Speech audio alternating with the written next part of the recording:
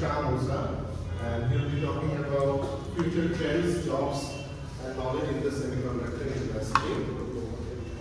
This seminar is organized by the IEEE Electron Devices Society, as well as the Department of Pvt, University of Dhaka. So before we get started, let me give a brief introduction of the speaker. So Dr. Musa is a seasoned expert in design verification with over 25 years of experience in Silicon Valley. He holds a Bachelor of Science degree in electrical engineering from BUET, got his Masters and Ph.D. from a Bachelor. He is a pivotal contributor to the success of leading companies like Intel, Toshiba, Microsoft, Samsung, Texas Instruments, and Meta since 1997. He holds numerous intellectual properties with design verification, employing advanced methodologies to ensure robustness and efficiency. He has demonstrated leadership in driving complex verification projects, leveraging innovative strategies and industry best practices. So Dr. Musa currently leads the design verification team at ULKASEMI, where he focuses on implementing state-of-the-art methodologies to meet the challenges of cutting-edge semiconductor design.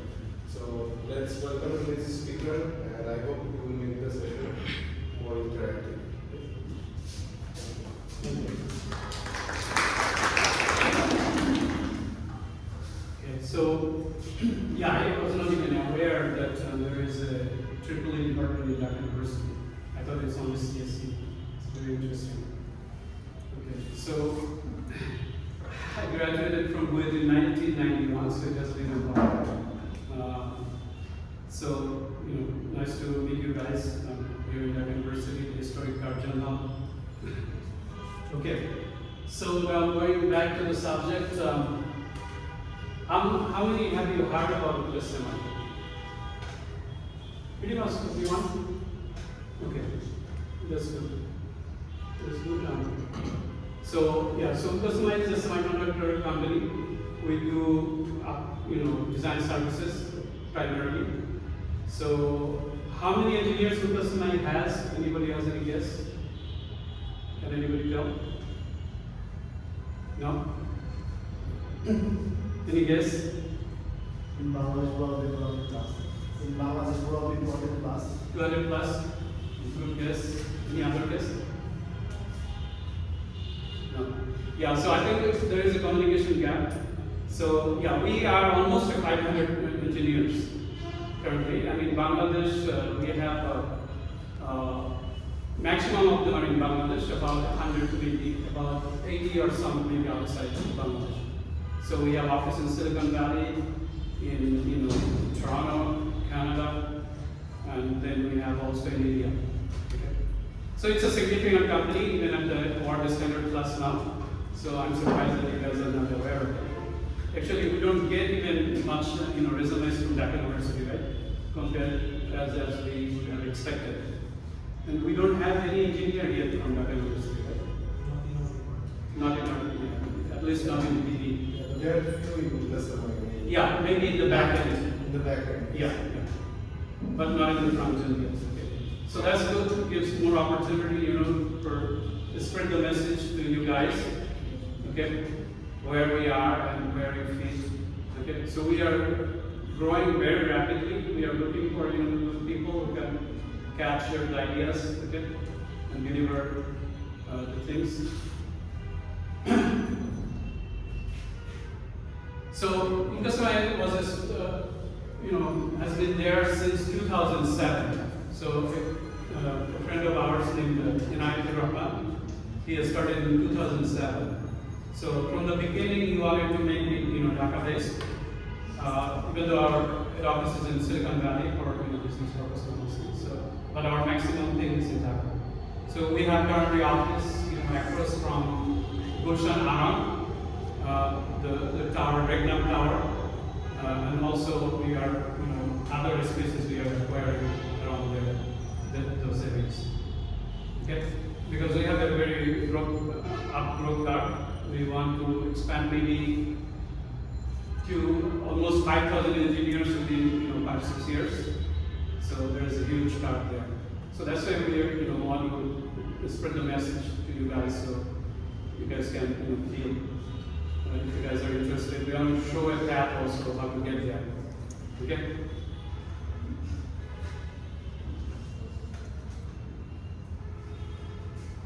This is going to be a busy slide, but I have separated it also into sections. I don't know.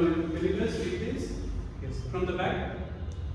Okay. At least if you can read this, row, that's fine enough for now.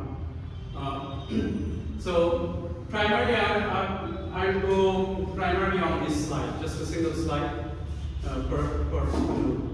for the maximum of the time. And if I get more time, maybe I'll come. I'll go over a couple more slides. Okay. Okay. Now it's better, right? Yeah. So I just wanted to show the the whole flow of the semiconductor flow. All the industries related to semiconductor, starting from the design up to the production. So maybe some of these sections you guys are familiar, but as a whole flow, I think it might be new to you guys, how it all fits, and it's a huge industry now. Okay, so it nearing about $1 trillion. Industry just for the cheap part. I'm not talking about the system thing. Okay, just for the cheap, industry, designing and fabricating and testing this industry. Okay, so it's going to grow even more rapidly. Now AI is coming, right? So AI is going to accelerate this, pace even more. That gives us companies like ULKASEMI even more opportunity. Okay, to get involved. And we have talents, but they're not well trained. But ULKASEMI is now at a very critical juncture that we have captured the knowledge now. Pretty much the entire knowledge of this whole thing is called the design, and this whole thing is called the manufacturing. So we have captured the entire knowledge of this design, and the manufacturing we have captured part of it, but we are on it. Okay. So it's a matter of now scaling up. Okay, so we have the confidence. I got one of my managers here, Salman. So he is one of the key people in my design verification here. So they know, and so we have the confidence. We just need to get the focus and it's called the passion from you. Okay, if you guys want to get involved. So it doesn't need a whole lot of genius or anything. It needs your passion and focus. Okay. This what is the PFT? PFT is called Design for Test. So we can elaborate a little bit more on that. For example, it's primarily required when a silicon comes fabricated, how you're going to test that part. Okay. So you need to put some hooks in the silicon so that you can test it. Okay. So it's called DFT. Nowadays, there are other things also called design for debug, design for many things. So combined, they call it DFX now. Okay. But the DFT is the main part of it. So that you can, when the chip comes fabricated, you know how to test it. Okay, and also debugging. So have you started seeing this in Bangladesh? Oh yeah. As I said, we have the entire thing. We can build from architecture to the GDS2 and send it to the fab. This whole thing we have here in Bangladesh. And we work with companies, world-class companies, Apple, Meta, Google, Synopsys. I don't know if you guys heard about these companies. So our engineers, we recruit from primarily, I think, private universities, and they actually work with the Silicon Valley engineers at par with them. Okay. We have some engineers located there, about 40 engineers in Silicon Valley, We have about 40 engineers in Canada. So they are located there, but the rest is here. Maybe if you guys are interested, we can, give you a tour to you guys. Maybe the professors are here, so that you can see how world-class things are being done here in Dhaka. You guys should be proud of it. Any significant shifts you see, even Apple, Apple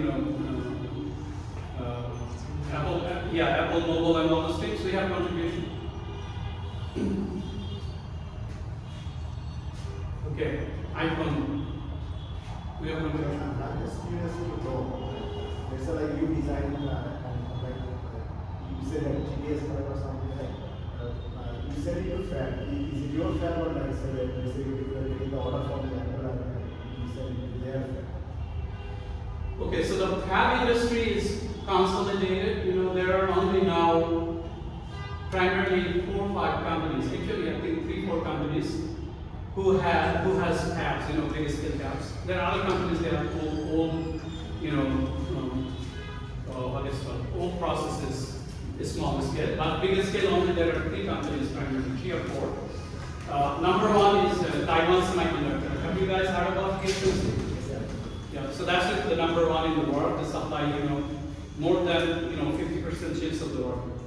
Okay, TSMC, and then Intel has their own fabs. Samsung has their own fabs. There is another significant company called Global Foundries. Have you heard about that? So the Global Foundries is primarily owned by UAE, but it's in US, in the Silicon Valley, as well as in, I think, New York and Europe. They also have some of the things. So these 4 are the main, fab companies. So primarily, whatever we work with Apple, it goes to TSMC. Even many of the, TSMC is the main top-notch, fab company. So yeah, so GDS2 is the basically final file, physical file. It may look like this.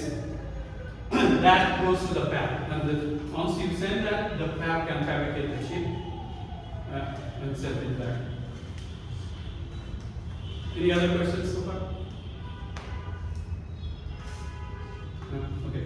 So let me go through this flow a little bit, and then I have little bigger view of this also in some of the slides. You have the GDS2. Your part, the customer part is at GDS2. Yeah, mainly now up to GDS2. We have started in this area also, in the test program development. Our goal is to do this. We have captured. Our goal is to capture also this part. But this part is very capital intensive. We are not going to go there. This is the foundry thing, TSMC and those things. Those, probably not even in the near long term. It's not feasible for countries like Bangladesh. Any other questions?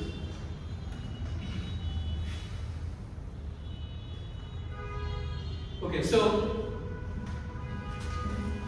if you look at this, row, so first, there is architecture, then architecture team, architects the design team implements that design, verification team verifies that design, okay, and synthesis DFT tool basically creates the net list, they inserts DFT. DFT is inserted even before netlist and also after netlist. Before netlist in RTL, after netlist in the netlist. So you guys know what is RTL, right? Does anyone know what is RTL? No? Okay. So RTL is basically registered transfer level language. Do you guys know the system Verilog? So we teach it at the final year. I think that most of the students here are from 3rd year. So 3rd year. So we teach that in the 4th year. So you have course on system Verilog? We have a course on ULKASEMI design, and part of that course we teach very well system. Very, but not system Verilog. Not system, just very. Yeah, so I think in that sense, Dhaka University I think is lacking behind. System Verilog is the single language that you can design with as well as verify with. Okay? So things are very organized now. You know, over the years when I started at the beginning in the industry, it was patchy. You know, each industry, each company used to use their own tools. Even Intel, when I started, they used their own HDL. It used to be called IHDL. But now everything consolidated into system Verilog, okay? Languages. So you must know system Verilog, okay? System Verilog has two parts. One is the, Verilog part, which is basically to design for designing, which is basically modules. You know what is a module? Anybody? So they are familiar with the language. Okay. And other part is the class. So the class part is for verification, classes, object-oriented classes. The module part is for design. Okay. So and that's very neat because the same language you use for design and verification. So only one language you need to learn. You know, and you need to learn about some scripting, Python, and C's basics. It's helpful to know all these things are very basic things. Anyway, we'll come back later. After synthesis and DFT insertion, these are called this is entire thing you can call it design, and this brown thing is called front end design. The green one is called back end of design. So in the back end of they do physical design. Can anyone explain what is physical design? Basically, once you have that RTL design, RTL is basically, is system Verilog language for the module, which used to be Verilog before. As I said, system Verilog is two parts, Verilog and classes. So the Verilog is for RTL design. So RTL design means you code what your chip will be. So the chip functionality is coded in RTL, okay, or in Verilog. So that functionality, once you code, it's a software code. It's converted into physical things like this, okay, by tools. Like these has transistors and routings. In a modern, CPU, there are layers of routing. For example, there is maybe 18, 20, 22 layers of even metal layer. Okay, it's like a high-rise building within the chip, right? So all these are called, physical design, because physically how it will be implemented. That's why it's called physical design, and also physically where it will be located within the chip. All these are called physical design. Okay, and at the end of the physical design, the graph may look like this. Okay. And that is, finally, after all this verification and everything, it gets into a geometrical format, which they call GDS2. That basically geometrically defines all these, primitive level, gates and all these things, geometric things of these, lines and columns and all these things, middle layers of the what is it called? The polysilicon layers and all those things. So these are physical design, okay? So many of this physical design are automated currently in the tools. So you have to know the automation flow. Okay, so the tool companies, like there are mainly 3 tool companies. Have you guys heard about Synopsys? How many of these? 1, 2, 3, 4. So Synopsys is the tool company. They develop the tools with which you design the chip. Okay?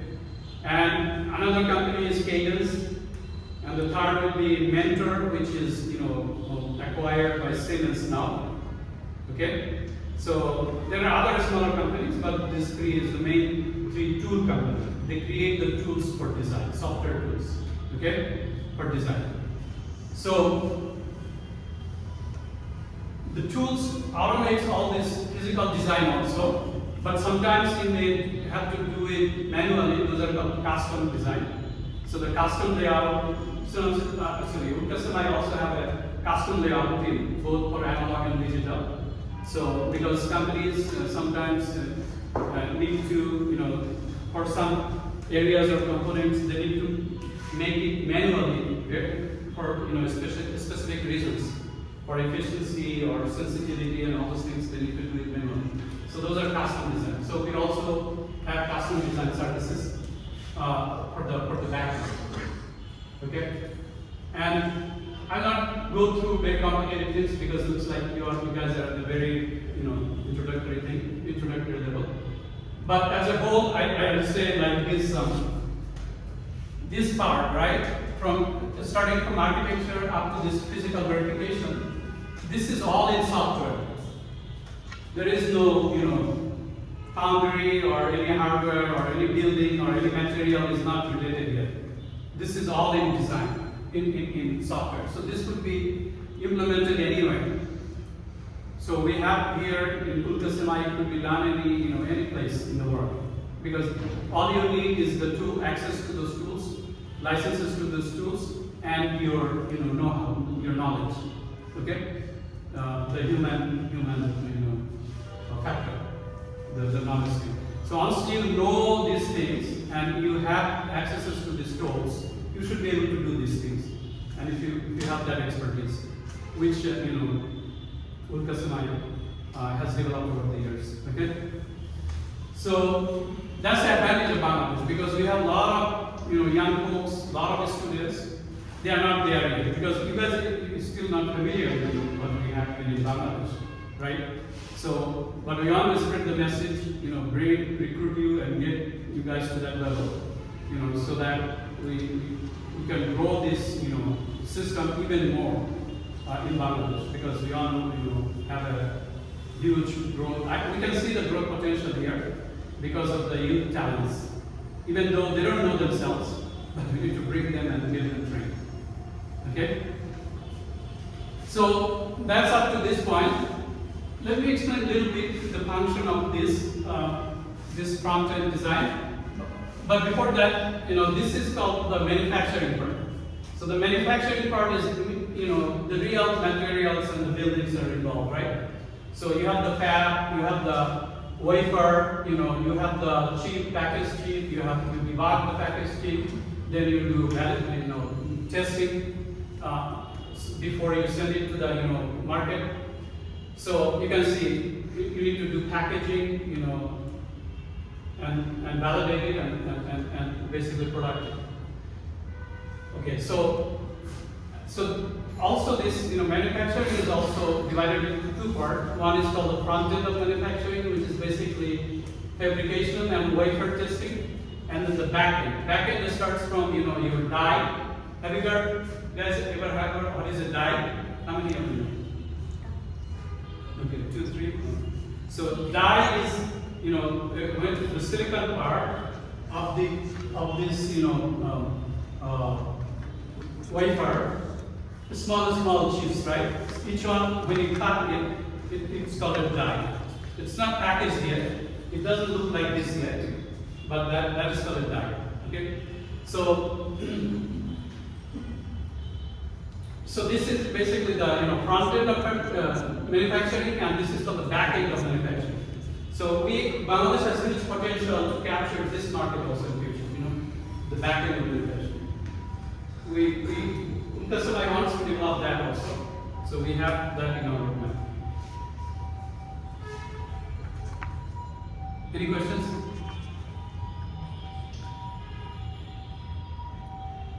Yeah. So. Looks differently. Can you guys read? In the back? No? For the manufacturing back end, do you need a clean room? For clean room, you don't need manufacturing. For the foundry, definitely. So this is a clean room. Okay, so here all this, this in the foundry it starts with a clean wafer, right? So you will start building the chip on top of a clean wafer, right? So that will have to be extremely clean, which is TSMC, right? For example. So inside the foundry, it keeps building layer after layer after layer on that wafer, and it takes long time depositing one layer after another in various technologies. Okay. Let's say you want to do the packaging and then validation. For those things, you also need to. You don't need that much clean there. Just standard clean or relatively clean. It's a 1,000 process. Yeah. It's not that not that stringent, but definitely yeah, they keep it clean for debugging and all these things. Okay. So I don't know, this font color comes different with the screen. It is reddish here, but it's yellowish there. Let's say not that readable. But I think in the front, you guys you can read, right? No? There's a project. The font? The font should be white. Yeah, it's a PDF file. Yeah.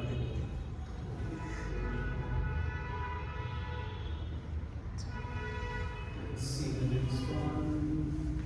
Is this readable? Yeah, this is good. This one, no. This one, yes. Anyway, let me read it then. So the architecture, he architects the whole design. As you can see, it's a block level. The first thing, knowing the whole flow might help you guys, to conceive the whole entire industry. So you can see the architect basically, creates a block level design architecture of the entire chip. Okay, what are the features and they are, what frequency, what trade-offs, the performance, how much power it's going to consume. All these things architecture will have to know, right? Architect will have to design. So the architect may get input from the business team, the marketing team. They might tell that we need a chip with these features because there is an opportunity of market. If we have this performance beating our competitor, we'll get the market, right? So, and if the chip has these features, this performance and this power consumption, we have a secured market, things like that. So the architect takes all those inputs and creates architecture for that with that requirement. And first he's going to do a top level, block level diagram.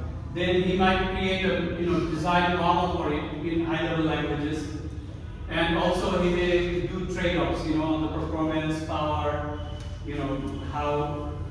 how it's gonna, play with each other, to satisfy all these requirements. So that it's a very critical job of an architect because if there are any mistake or anything, it's gonna flow all the way, right? It's gonna impact the market and the company. So very, experienced people are here, okay, to design, to architect the chips. Now the designer basically, sometimes they are also called RTLers because they write RTL code primarily. But there are other things also, UPF code and all those things. UPF for power aware chips, universal power format. So designer basically, takes a block. For example, there might be many designers. Each designer may be given one block or even sometimes a sub block. So he's going to implement that into code, the Verilog code, right? System Verilog code, which is basically we call RTL language, okay? RTL code. So he's going to implement that, and designers not only do that, they also help. So designer also, do they help the verification team in debugging, and they also design the UPF. UPF is basically when you have a chip that needs which is very power sensitive, like mobile computer, mobile cell phone, or things like that. Power is very important, so you don't want to spend too much power. So you need to save power as much as possible. Then you may have to add a PMU, that is power management unit in the chip or things like that. So those can be implemented, in UPF also, power, strategy, power, isolation strategy, level shifting of voltages and all those things. So as well as, DFT insertion, this could also be the power, during this design phase, even though this could be done by the design team, DFT team. We have a pretty big DFT team now, about 15 engineers even in ULKASEMI. So they work together in this design phase, okay? A little bit clear what the designers do? Okay. Any questions? Architects design, and then is the design verification. So whatever is design is, this design verification basically creates a test bench for it. They create a test bench architecture and then create a test plan and write those tests, and do functional verification. And they also sometimes do the gate level simulation after converting the RTL into gate level netlist. And then sometimes we do also thermal verification, mixed signal verification, UPF verification, failure debug, and we also do a coverage, goal. We need to know how much we verify that we can get from this coverage goals. Okay, so all these things, we do also assertions. These assertion coverages, all these things actually is built in that language, as we said, in the system Verilog language. So system Verilog is you must know. Okay, you must know system Verilog. So that's why I encourage the department, to do a system Verilog course, by yourself. Because there is no chip design without it, or even verification.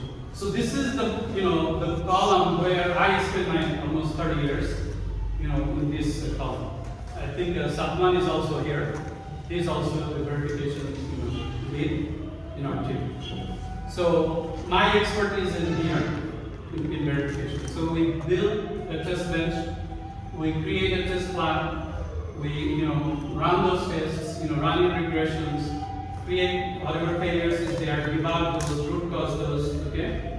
And we create a coverage plan, collect the coverages and reach our goals of coverages. Okay? Any questions? I know some of these will not be familiar, but still, if you have specific questions, I'll be able to answer. So does the system Verilog coding language RTL need license? Yeah, RTL system Verilog is a coding language, industry standard. It has two parts, as I said. One is the Verilog part, you can say, which is modules. Modules is basically designing hardware, and another part is classes. Classes is for verification, building the test bench and all those things. Classes are dynamic, modules are static, and the modules. Sorry, what was the question again? So my question was, does this software need license for us to learn this software? He was asking about the access. Access. Yeah. So can anyone access the software?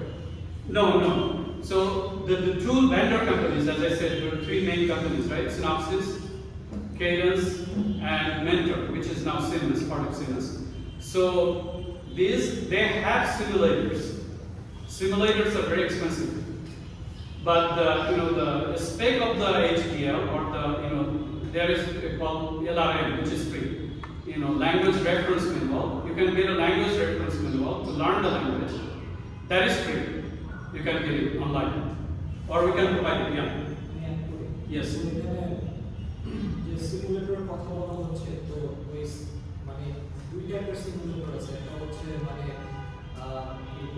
Lakh লাইনের code compile করতে পারে যেটা হচ্ছে অনেক expensive এটা ULKASEMI ওটা access করা যায় ওই টাইপের সিমুলেটর হচ্ছে সার্ভার কম্পিউটারে কাজ করে আরেকটা হচ্ছে ওইটার একটা ছোট মিনি ভার্সন স্টুডেন্ট ভার্সন যেটাকে বলা হয় সো ওই স্টুডেন্ট ভার্সনগুলো পাওয়া যায় বাট খুবই কম যেমন মডেল সিম একটা আছে ওটা হচ্ছে মেট্রো গ্রাফিক্সের সো ওইটা ইউজ করা যায় ওইটা মনে হয় লাখ লাইন পর্যন্ত কম্পাইল করে এখন হচ্ছে তো এসে মডেল সিম আর হচ্ছে ডিবাগ যেটা হচ্ছে জাইলিংস ওটা ডিবাগ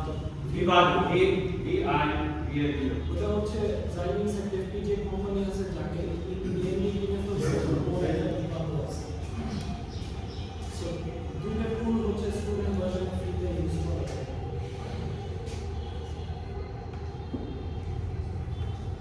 বাট আমি সাজেস্ট করবো ডিবাগ ইউজ করতে ডিবাগ অনেক বড় 60 জিবি না 70 জিবির মতো মডেল সিম হচ্ছে আরো ছোট বা 3 জিবির মতো সো মডেল সিম জিবি ইউজ করতে পারে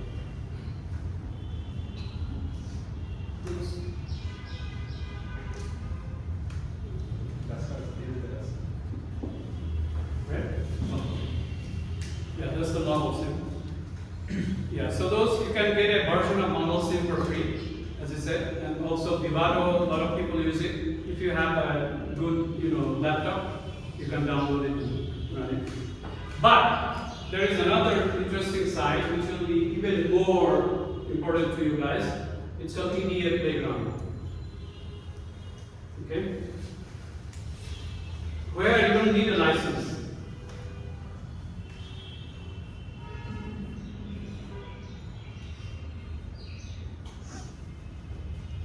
EDA Playground.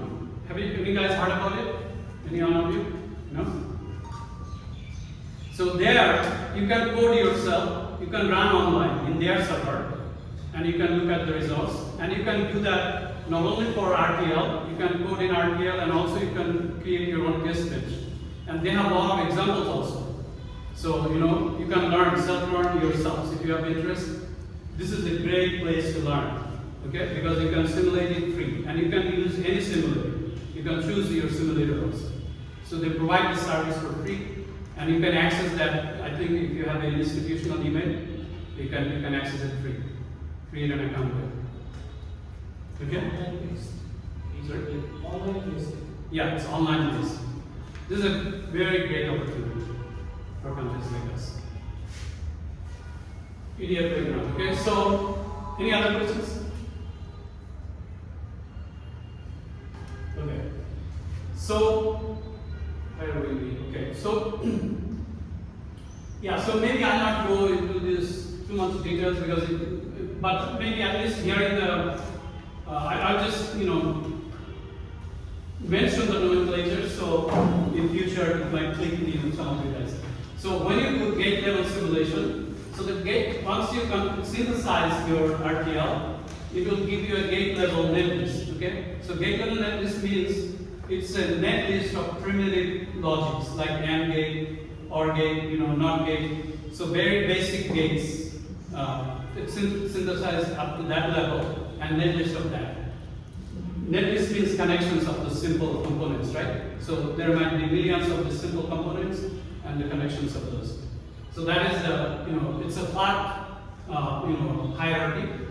I don't know because you guys have used Verilog, so it may not make a lot of sense what is flat and what is hierarchical. But so that gate level simulation we do in zero delay and SDF. SDF means it has a standard delay format. That means once you synthesize more into a physical with the physical distances, right, with the timing and everything, that's called the SDF netlist. So that means it includes the path delay. It calculates the signal path delay and all those things. Okay. Because now your things are physically, the floor plan is physical there.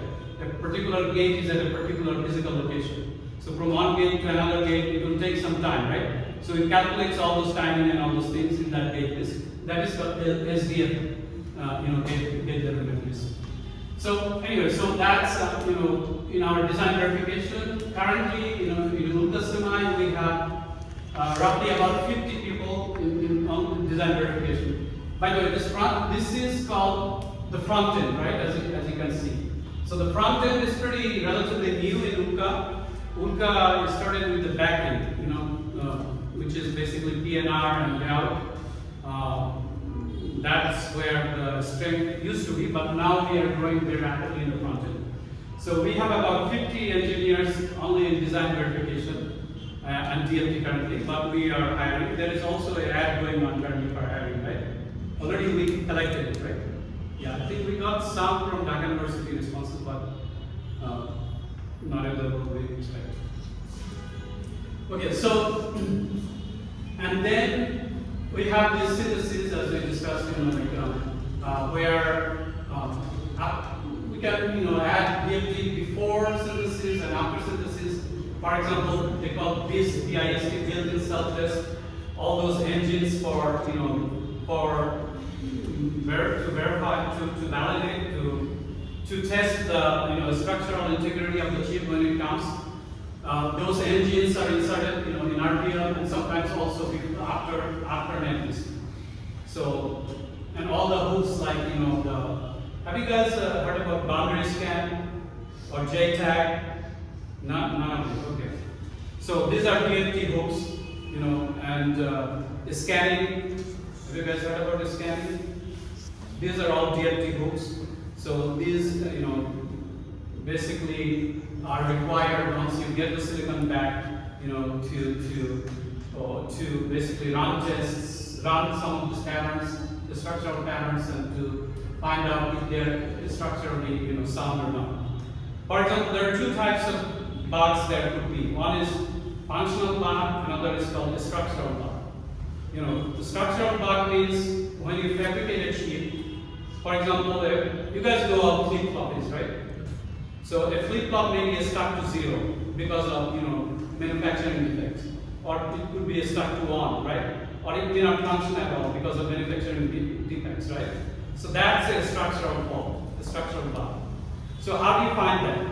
Through this DFT testing, you know, like for example, it's a memory array. You can read-write memory, right? So if you see that read-write memory is not, you know, matching, so there must be some problem, right? And also there is a scan pattern, scan pattern in, scan pattern out. So you put particular pattern in, you expect, you know, certain value out. If you don't get that, you can determine that there is a, you know, a structural error somewhere, right? So you need to debug it out, pinpoint where the structural error and all those things. So that's basically, you know, the DFT hooks. Through the DFT hooks, you can do all this. Scan pattern generation, they call ATPG. Probably you guys haven't heard that yet. Okay. So there is this structural thing. Another is called functional bug. I'll come back to you. So the functional bug is basically a chip is supposed to function in a particular way, right? For example, it's gonna execute an instruction, right? For example, it's gonna execute an instruction to add to registers and send it back to another register, or a very complex function, right? And if you code that function and you see that it's not working, basically, it's not doing the function it's supposed to do. So those are functional bugs. So we find them by writing tests, okay? We call them functional tests. So, you know, basically to implement a feature, you know, to write a function of a feature in tests. And we check with the self-verification of the test whether that function is being executed properly or not. Okay? So that is functional test. Okay, go ahead. My question was about the structural limitation, like there are faults or something like that. Is that, is that part should that concern the architecture or the design team? The structural fault. Yes. The structural fault is neither fault of architecture or the design team.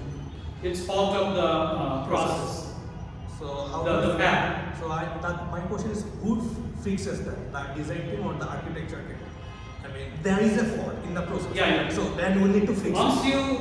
you see when you get your chip from the fab, new chip, okay, it's validated. Okay, validated means you basically run your OS, all sorts of, you know, test suites, that functionality is there. Okay, so those, you know, if there is a functional bug, those are the fault of the design.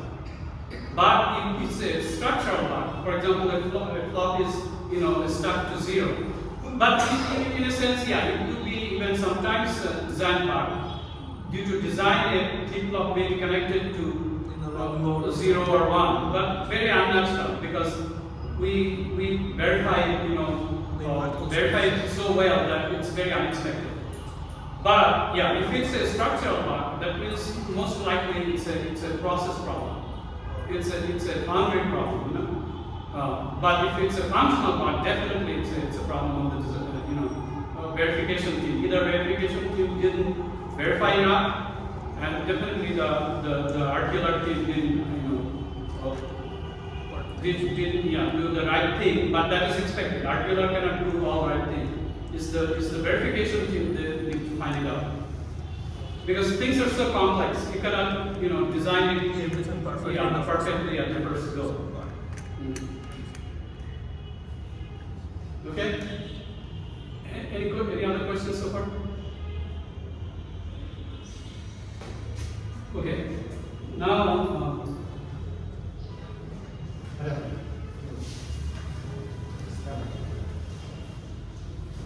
There.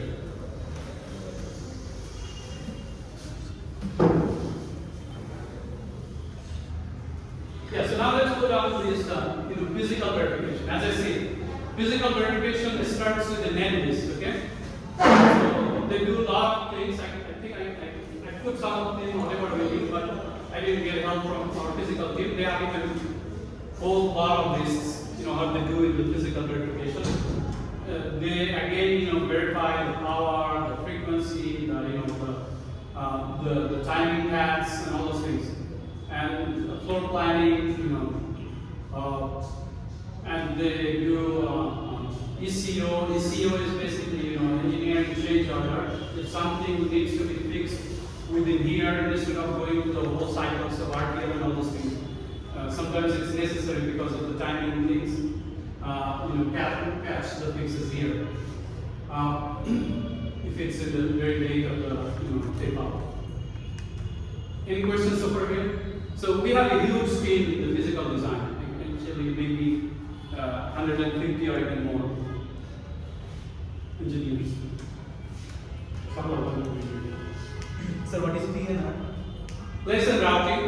So once you, where you want to place physically your design, right? And how are you going to route, the connectivity between various components and all those things. Okay. Sir, I don't know. Sir, the picture shown on the right, is that the floor plan or layout? What is it called actually? This is called a layout. Yeah. Layout. And we can create a layout from system Verilog, or do we need to design it manually? Yeah, so, you can, as I said, this is nowadays pretty much automated, especially for the digital design. So, from the RTL, it can build this for you. But you have to know the flow, all this structure, process. PNR flow. Yeah. So, we have a huge team here on that, on those PNR flow. So, basically, all those RTL coding, you go through that flow, it can give you this layout automatically. But sometimes you need to do it manually. Those are those custom layout.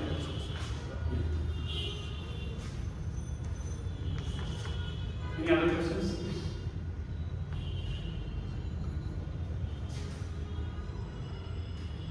Yeah, so these are the thing, and this is the front end of manufacturing, which is basically the foundry. As I said, the maximum of the foundries, are in the top-notch foundries are in Taiwan, right? TSMC.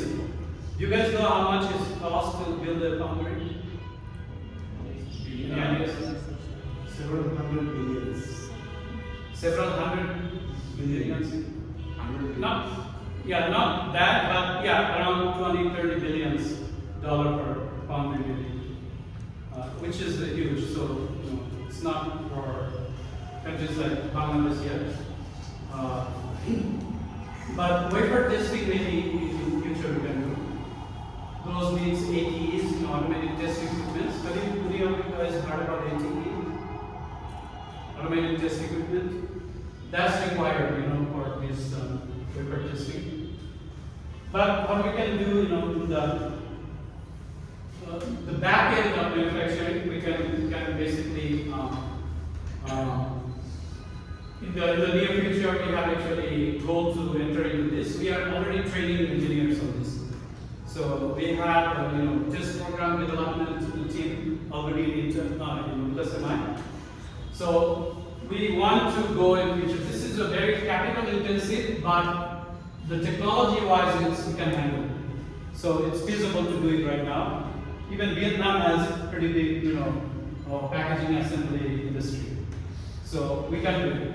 It also means, outsource assembly and testing. Usually assembly and testing is, many of the times it's outsourced. The company who design the chips, they usually don't do it, but sometimes they do it. But there are opportunities to get those outsourced. Okay? So basically, once you have the die, as you showed earlier, right? You cut the die, and you add those, pins, substrates, and all those things, packaging, wire bonding, encapsulate everything in the package. So that's packaging.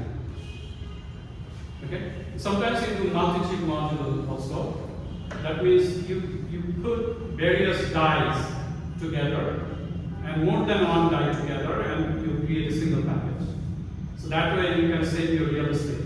And that's what done in the lot of cell phones to reduce the real estate of the cell phone. So dies, multiple dies connected with silicon substrate inside, but a single package. Okay? And silicon validation. As I said earlier, I spent my entire life in verification, right? And this is validation. So the difference between verification and validation is usually in industry. Verification is pre-silicon, before you fabricate anything, right? And validation is post-silicon. That means once you get your package, to make sure, usually it's not going to run at first. You need to validate it, right? That everything is functioning properly with the voltage, temperature, and everything, right? So those are called validation. Sometimes, to make the chip functioning, you may have to do a re-spin, because of the faults of the chip. The fault could be, functional, or it could be even sometimes, structural, things like that. But that is validation, to make it functional in silicon, okay? And once validation is done, ideally then every chip should come as a functioning, but it doesn't because of the structural fault, right? Then you need testing, right? Testing means before you put your product on the market, every chip will have to go through testing to make sure it's passing, right? A certain test. So that is testing. So we can do all this here in that actually. Yes. Sorry. My question is the fabrication process and the packaging process. Which one is more complicated or more sophisticated or requires more cleaner room or something like that? I mean, why don't they just fabricate and assemble it at the same place? Why do we go to two different places? I mean, that's my question. Fabrication process versus the assembly process. Yes, exactly. Fabrication process, as I said, right, is extremely technical and high expensive. So as you can see, like each fab may cost $20-30 million, right? So currently, only 4 companies probably can afford that in the whole world, right? Like TSMC, Intel, Samsung, Global Foundries. These are the 4 major ones. So that's and packaging is basically once your chip is fabricated, you can cut into die and you package those dies. These are a lot more simpler and low tech compared to that. Low tech. Very low tech compared to that. It's still high tech, but compared to that, it's very good.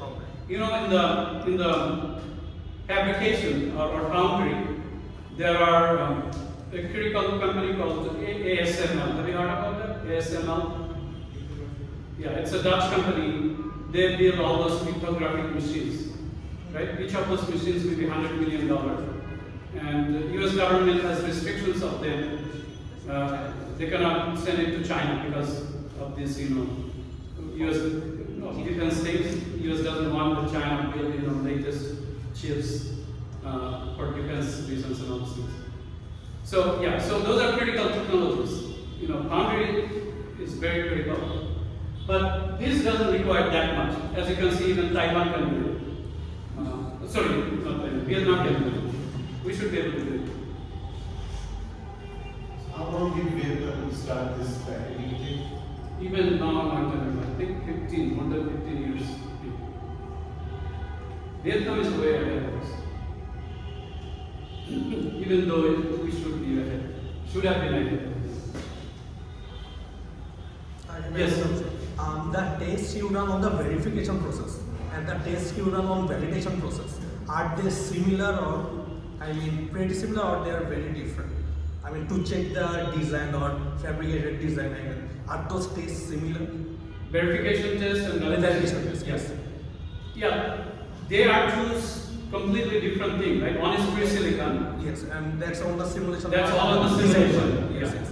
And validation is post-silicon. Yeah, that's on the Yeah, fabric. but sometimes, yeah, you're right. Sometimes you might be able to run the same tests, but maximum of the times you don't do that. But yeah, because simulation is very slow, right? Validation you can run a lot of things, even the OS, just within a part of a second. So, but if it is helpful for debug, sometimes you can be porting, the pre-silicon test into post-silicon format, but not in the validation platform, but in the what is called the wafer sorting, structural testing level. You can probe, you can put signals or patterns on the wafer level also. Okay, even before packaging. So that way it's helpful. The pre-silicon test, you can create a pattern of the pins and insert those pin signals on the wafer. Yeah, and it could be both for a structural test or functional tests. Okay. So the validation means basically, as you can see, it's already a packaged chip, and you expect that to work, but you create a platform just for validation. They create a system platform just for validation, so that you can run OSs and find out what are the issues and everything day by day. It usually takes months after a major chip comes to make the flow work. That now it can run at least the basic tests so that the flow is working, chip is alive. Okay, so you can see it needs DB probing. There are sophisticated probing, with lasers and all those things, fixing things, all those things. Failure analysis, And good question. Any other questions? So that's the nomenclature. Pre-silicon is usually called verification. Usually in industry, sometimes they mix verification and validation. But post-silicon is validation. And you can see testing is another different thing, right? So these concepts are different. For both pre-silicon validation and post-silicon validation, we need a set of parameters. Set of parameters to validate, right? A set of things to validate. Yes. And we need something known, right? So who provide these known things? Like you get from the architecture, like What we need to validate, right? Yeah, so verification, pre-silicon verification, we work with the architects, we extract a test plan from the spec, architectural spec. So what are the features the architectural spec has? Okay? So we create a test plan that these features we have to verify. Okay? And then we create tests which exercise those features. Okay? And then on the other side we create a coverage plan that these signals will have to toggle and this sequence of signals must happen. Those are called coverage plans. And we can extract those coverage plans. The tools allows us. And those coverage languages also the system verilog has built in. Okay? And there is another component called assertion. These assertions, coverages, they are almost like a language by themselves, but it's still part of the system verilog. Okay? And there are two types of coverages. One is called functional coverage, another is called code coverage. So the code coverage is automatically generated by tools that we have executed each line we have coded. It will say, or we have toggled each signal we have in the entire design. Those are automatically given by the simulation. But functional coverage we provide, and we collect. We collect from the tools whether this sequence has happened, or whether this particular event has triggered or not. So we collect those coverages and matches with our coverage goal, whether there are any gaps or not.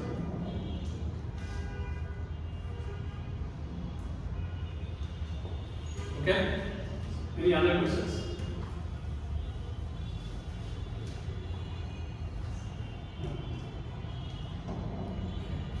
Oh, sorry, that's my paper. Okay. Now this is the ecosystem of the semiconductor industry. As I said, there are are design part and there is manufacturing part, if you remember, right? Design is a front end, back end, manufacturing also has a front end, back end, right?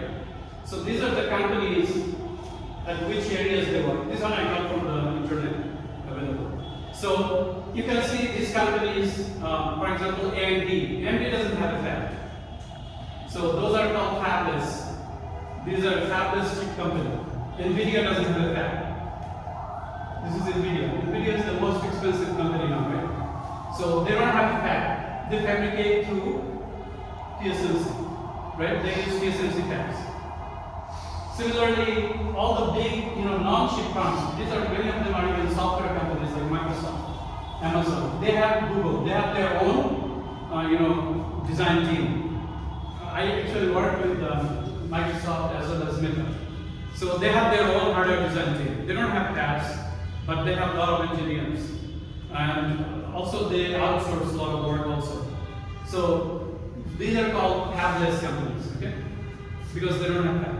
Some of the companies have everything, you're starting from those architecture design up to this, production testing. So these are those companies, okay? Like Intel, where I worked about 22 years with Intel. Samsung has the whole thing. Texas Instruments has the whole thing. All these companies have the whole spectrum. And some of them are only, the manufacturing backend. You can see these companies has only the manufacturing backend. But I think we can bite their lunch, and get those jobs here.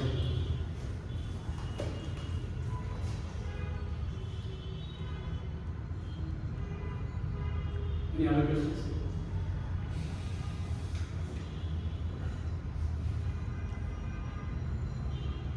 So these are the founders. Go ahead. Which part of the design handles the architecture at the fundamental level? You have to control or design how a MOSFET industry changes rapidly from Intel's different generations of chips. Each has different designs at the fundamental level. Which part of the design process we do that, or does that software handle this? Is it handled by software, or the people who make the software does this for us? I'm not sure if I got your question, but let me elaborate a little bit. So there is two things. One is called process node, another is called RTL design. Okay. So the process node means you guys have heard about the 2 nanometer process, 15 nanometer process, or whatever, right? 7 nanometer process. Now currently, I think 2 nanometer is the lowest, maybe even less than that, right? Now they have gone into angstrom because nanometer is too big of a measure now. So we work with Apple for 2 nanometer process. That means the lowest parameter of the transistor or whatever device they have is 2 nanometer. Okay, so maybe thousands of those will go inside the width of your, not even thousands, even more, with the width of your hair. Those transistors can be there, or even millions. I'm not sure. So anyway, so that's the scale on that one. And on the RTL side, RTL is basically ignorant of the process. So that in the design we have two sections, right? Front end and back end. Front end is ignorant of the process because there is no process parameter or anything there. But the back end, the netlist, when they synthesize, when they do the floor planning and P&R, those are very much dependent on the process node. When the fab, which process node the fab is using, whether it's 2 nanometer process or 10 nanometer process, those are dependent on that. Okay, is that clear? So if you create RTL, and then you have a new process node, you don't need to change the RTL, but you need to change the P&R, the back end. The back end of the design you need to redo. Is that related to your answer, or you have a different question? If an industry adopts a new design technology, in which part does it have to be implemented? The back end. The back end. The back end. Yeah. So if you have a new design technology, right, or a new process node, you don't need to change the front end. You need to change the front end only you want to add a new feature or a new block or something, right? But if you don't need that, if you want to just build your chip, same functionality with the new process, you just need to redo your back end of the design. Okay?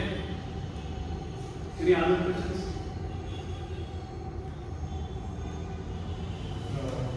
Actually, that's all I wanted to go, except that I have few more quick slides. I'm going to go. These are the areas we are hiring in ULKASEMI. You can see, you guys can read this, right? Okay.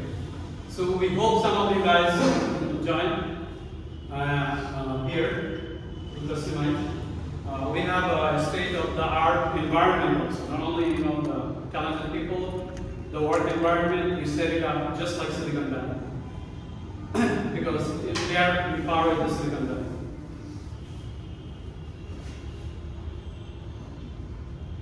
Isn't that amazing? Yeah. And we want to grow. We want to bring more jobs here. We have a very talented team and very experts. Not only here, but in the US too. The Silicon Valley veterans. By saying environment, you mean also the salary? Same salary? The same salary, you cannot have same salary in the Silicon Valley. Then the jobs will not come. The cheaper, the better the flow is going to be. Okay? That's the advantage. But it's a competitive package. Yeah, it is competitive, but cheaper than India. That's another reason we can grow better than India, because India has become expensive for many companies now, especially for the smaller companies. So that gives us another advantage, attraction, because we are even cheaper than India. If you don't mind, But that being said, we need to invest in front a whole lot. The companies like ULKASEMI is in a position now, but they have to struggle a lot, because if you train a person for 2-3 years, there is not much productivity. After that, he moves another place, goes to Malaysia, Intel, or somewhere. All your training things has been lost from the company point of view, even though it's still an asset, national asset, if the government subsidizes. But smaller companies like ULKASEMI have to suffer a lot to come to this level, where now not only the entire nation is getting benefited, it's benefiting individual engineers and everybody, the whole environment. So not only the current engineers are getting benefited, on that process, ULKASEMI has trained hundreds of engineers who are spread around the world now. Okay?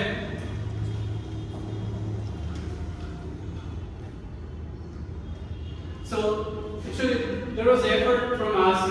All these categories you see here, we want to develop each slide for all of these categories. So even though I know the academia has restrictions, but some of the academia is good in the private universities, and the government institutions are not that efficient also. If somebody is focused and has passion, we can get it hooked up. We put online materials. You can get into this and learn yourself, get yourself educated, and hopefully you'll be getting recruited by ULKASEMI, because we are actively looking for people who knows things. Okay, so this is a path by yourself, and these are the courses if available you can take. Try to take all this. Any computer architecture, any VLSI related, any logic related, circuit related things. Okay, I don't think UBM may be too advanced for you guys, but any Linux, scripting, those will be helpful. These are the kind of things. So where can we get the access of the online resources? This, yeah, if you get the card, right? Yeah, I'll give you that. Yeah. Yeah, we'll communicate actually. I went to AIUD also, so and tomorrow I'll have a couple more universities. Yeah, so I want to build a network so we can all work together. You know, so the students, whoever has a passion and focus, they can even learn themselves because some of the institutions, faculties, they don't have the right faculties. You know, some of them are not, you know, the students are enthusiastic, faculties are not that much, and in some places maybe even reverse. But anyway, so we want that if somebody really wants to get involved, he can get involved by himself. As I said, you know, we have Indian playground would be a very good place to start.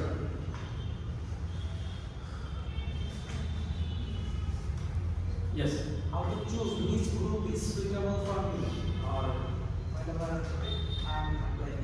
Yeah, that's why we are basically planning to build up the entire thing. I haven't been able to populate all of it. So for example, you know, that's why I wanted to build job description, relevant courses, online resources, right? I want to build for all the areas so you know which one, you know, suits you better. Okay? These are not populated yet. Some of them are. I'm populating and sharing the faculties. You know, so you know the job description of each of the areas. For example, BFP engineer, I talked about we have currently about 15 BFP engineers. So you can see what they do, what courses might be relevant, and how you can get yourself ready from online. Okay? And similarly for other, I have PNR. There are a lot of interest in PNR also. It's a very appropriate field, you know. It's because once the RTL is well defined, so this is basically a set of flows that once you understand the flow, you can be an expert, you know, relatively quicker. Because RTL is well defined, and you need to just run the flow to get automatically into this, you know, the GDS2 format. Actually, some of the students who graduated from here, they are working in ULKASEMI, the PNR department. PNR. Yeah. So they have the PNR lead, I think it's, her name is Nishi, right? Yeah, he runs the PNR thing. She's from MIST, I guess. Okay, so. Because I can see some of the courses that, I mean, most of them are covered here, so. Yeah, Okay. so very level. Okay. So you have semiconductor devices. You have the CMOS, digital logic design. Yes. Okay, good. Basic programming. Yes. And what are the BLSI courses you have? We have only one VLSI. Okay, yeah, that's some backend there. And we have also a VLSI lab where we do teach cadence. So we have licensed cadence here. You have license cadence. Awesome. So do they do projects on that? They do small projects as part of the Yeah. Maybe you need some faculty who can run those tools well. Right. Yeah. So that's the guy. That's The tools are excellent, but you need to run those and give projects, real world projects. And we have a partial license for cadence. So Excellent. that is just downstairs. Yeah, actually, I worked bringing this deal, cadence licenses for the first time in BUET. It was 2003. So we developed a lab called RNSL, Robert Noise Simulation Lab there. That was the first time we brought cadence software here in Bangladesh in 2003. Yeah, so now I heard there are about 10 universities who have this, but maximum of them know how to run it. Yeah, we got it around 2014. Yeah. Yeah, so to run that effectively, we need, you know, teachers. That's the main hurdle. Yeah. Government institutions don't have the appropriate teachers. And we got the full stack actually. Yeah. Everything included. Yeah, if you buy that in the industry, it will be millions of dollars. But for students, it's very cheap. We have that too, so you are right, like, there's a gap. There is a So, gap. so my question is the following, so can you guys help, like this is like we talk about some projects, right? This is like you decide to achieve projects, and like here you need to realize class. So you can, or you say some of the engineers come here and like throw some project to achieve, and like they probably add one workshop and like how it's still familiar with those things, and they're gonna complete their projects. You know, in that way, probably we will also get a lot of engineers from our department. Can we do something like that? Yeah, so this is the thing, you know, we cannot take the ownership. We can help you, you know, get money. So you have to have your part. Yeah. Who somebody who is already has the basics, but he doesn't know how to run, you know, or he have issues, then we can help. Definitely. He is on the, you know, familiar, and we have other people. We can help. We can give you projects, real world projects. You know, even I can go up to giving you IPs. We develop our own IPs with NDA disclosure, legal signatures. We can provide you with an IPs as long as they are protected. But we cannot, you know, take ownership. You'll have to have, yes, you'll have to have your own professor, own faculty who are already familiar with this. We can help him, but you'll have to go through the, you know, flow. Maybe he should also start with media playground first, learn himself, and you can get it further. We have two faculties in South. We also have another faculty. You can even combine with CSC. That will make it stronger. So both can work together for the BLS side. We are willing to help. That's the purpose of this seminar. So once I get contract, I will move it up. But you need some, you know, responsible professors who are committed. So he's very responsible. Yeah, not that like, yeah, I know government institutions, they sometimes teach outside and all those things, but it will have to be committed, you know. We can help and we can get you guys going, but it should come from you to get it done. The thing is, we have the cadence here, and currently it's That is awesome. It's Yeah. still But underutilized. yeah, exactly. The tool itself is not going to do anything. You'll have to use it. Yeah, like I think that there's a private UIU, right? They are also have a lab. They also have a lab. They are doing everything. They are working a lot of everything. UIU, my wife has an institution called Tahoe. Have you guys heard about it? Tahoe training. Yeah, so the Tahoe basically aligned with UIU. They actually have training programs, both for front and back end. They do, for those engineers who already graduated, didn't have any BLS background, so they can take those training, and we recruit from there also.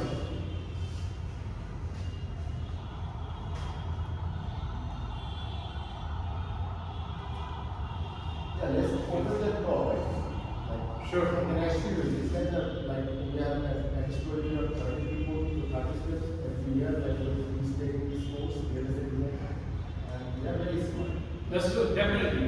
They are very They are smart. diverse, they have to be smart, but the thing is they don't have the right, they don't have all the courses and Let's say like I'm going to give you some stat, like let's say like there's 6 districts, and majority of them going to go to US for their graduate studies. yes, How is yes. So about 30 people take the course, you Yeah. said? Yeah. That's a good number. I think in the past couple of years there were more than 50, I guess. Around 50. So that's quite. That's only in Triple E. That's only 50. Yeah, so if you combine that with CSC, it might be another 30. Right. Yeah, that's huge. So I think we should engage more with ULKASEMI Yes. on a regular basis. By the way, ULKASEMI is not the only company here. There is a number of companies now, even though ULKASEMI is way ahead. There is ULKASEMI, there is Prime Silicon, DSI, what else? Silicon Nova. Yeah. There are a few more also. Yeah, I think ULKASEMI had some workshops before. I think that was very well received by the students, and actually that motivated the engineers that you have right now from here. Some of them were inspired by those workshops. Like we had a couple of workshops like that. They were like a day-long workshop, and they ran for 2 days. And, In their campus? Well, here. Oh, yeah.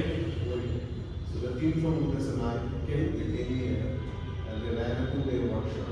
It was all day from morning to evening. Wow. And the students really liked it. And they learned a lot of things. It's kind of like have that at least like once every semester, every 6 months, you know, just one of those workshops. I think that would be well. I'm not sure. You can provide the feedback. Yeah. Yeah, I mean, just one workshop every 6 months. Yeah, that might excite the students. Yeah. That is the purpose of also this seminar, to excite you guys. You know, you guys didn't even know ULKASEMI. I mean, That's amazing. I mean, the tool is there. I mean, we can provide you with the lab is there, the tool is there. We just need to bring in some people and just show some hands-on stuff to the students. I think that actually. Yeah, it's not an easy one-day process, but gradually, yeah, if some faculty is really involved, he can basically deliver, run those keynote softwares. Start with a small, just one single project. The students can, simulate one of their projects. They can code a small, part, a block in RTL, run it, and debug it, go through the whole flow. That would be a great achievement. Just a simple, or we have some simple IPs. If they can, simulate this IP, catch a bug, we can make one of those IPs buggy. So if they can find out the bug, where is the bug after simulation, debugging it, that would be a great achievement.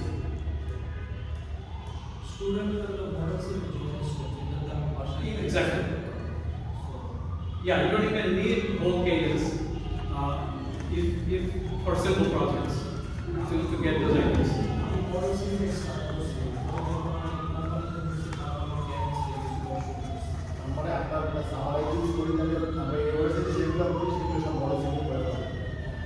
Simple projects, yes. But for PNR and things, yeah, you don't need cadence. For the back end and all those things, you need that. Okay? Let's see if I have anything else.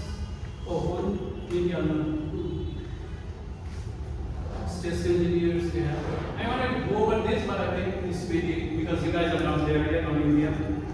So once you capture it here, then you will realize this, how we create the test bench and verify the model. Okay. Thank you.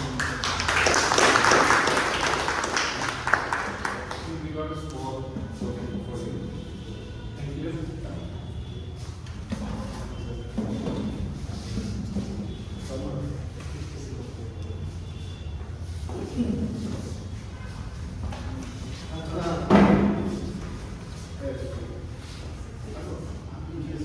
Yes, yes.